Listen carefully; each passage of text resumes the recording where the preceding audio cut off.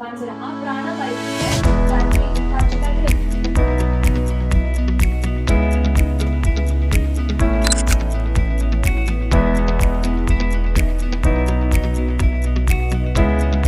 എൻ്റെ പേര് ഷമീൽ. ഞങ്ങൾ കടുങ്ങാത്തുണ്ടെന്ന് EVSTൻ്റെ 1 ഇയർ കോഴ്സിൽ നിന്ന് ഇവിടേക്ക് ഫീൽഡ് വിസിറ്റിന് വേണ്ടി വന്നതാണ്.